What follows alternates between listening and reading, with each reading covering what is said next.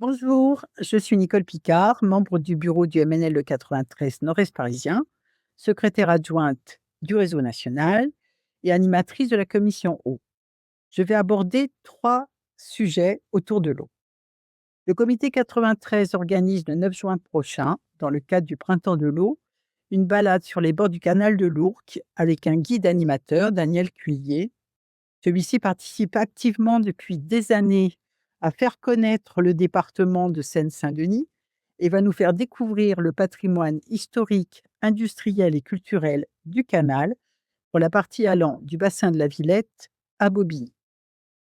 Le deuxième sujet est le débat actuel autour du projet membranaire haute performance du syndicat des eaux d'Île-de-France. Une nouvelle enquête publique s'est ouverte du 7 avril au 7 juillet concernant l'équipement de son usine de Neuilly-sur-Marne. Le CEDIF, avec son délégataire Veolia, veut insérer cette filière membranaire après sa phase d'osmose inverse basse pression et veut l'installer à terme dans ses trois usines.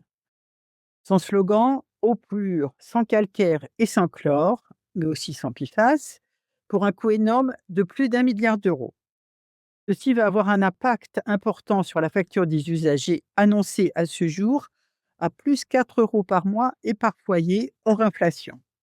Ce chiffre est tout à fait incertain car ce nouveau procédé génère également une augmentation importante en alimentation électrique, nécessitant la création de deux liaisons souterraines de 225 000 volts. La mission régionale d'autorité environnementale a rendu public son avis le 13 mai, dans lequel elle remet en question le bilan carbone et l'impact sur le climat du CEDIF, tout comme le rejet des résidus en aval de la rivière, sans aucune action proposée pour traiter ces résidus et en diminuer l'impact, ou pour mener un travail pouvant réduire les pollutions à la source. Par ailleurs, la mission parlementaire sur la transposition de la directive européenne du 16 décembre 2020 relative à la qualité des eaux destinées à la consommation humaine pose clairement les concentrats doivent être considérés comme des déchets dangereux et leur rejet dans le milieu naturel doit être totalement interdit à terme.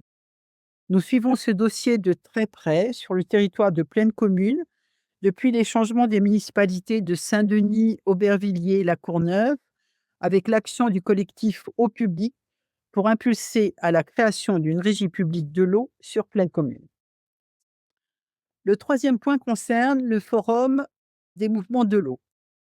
En juillet 2024, au village de l'eau organisé à Mel dans le Poitou, auquel participait le MNLE avec un stand partagé avec la coordination Eau Île-de-France, a été lancé un appel à la création de ce forum dans l'objectif de donner plus de visibilité et de cohérence aux mobilisations de terrain.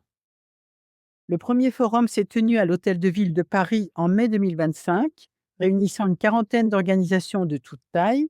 Il a permis de créer un espace d'échange, d'expériences et de débat autour des questions de l'eau et a réussi à coordonner des mouvements très divers dans une dynamique collective.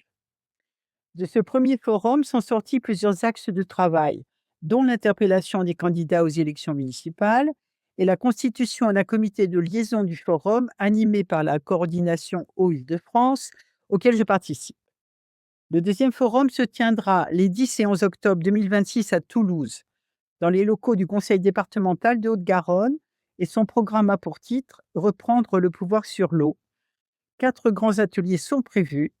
Le cadre européen avec la réforme de la directive cadre sur l'eau, les lois omnibus, les travaux menés en ce sens par le mouvement européen de l'eau, le combat contre les extractivistes et les embouteilleurs et leur logique destructrice pour l'environnement et la biodiversité, prédation, accaparement de la ressource, marchandisation de la nature. Les politiques locales et la nécessité de rééquilibrer les usages et le partage de l'eau face aux lobbies agricoles et industriels, le lien avec les instances de l'eau. Le quatrième atelier sera sur la défense de nos outils de protection de l'eau face aux lois françaises qui les démantèlent, de la loi Duplon à la loi d'urgence agricole. Nous aurons donc 2 jours de débats très politiques autour de la gestion de l'eau, qui devrait déboucher sur une stratégie commune et des perspectives d'action pour 2027. Ces thématiques alimenteront également les débats de la prochaine université d'été du MNL. Au revoir.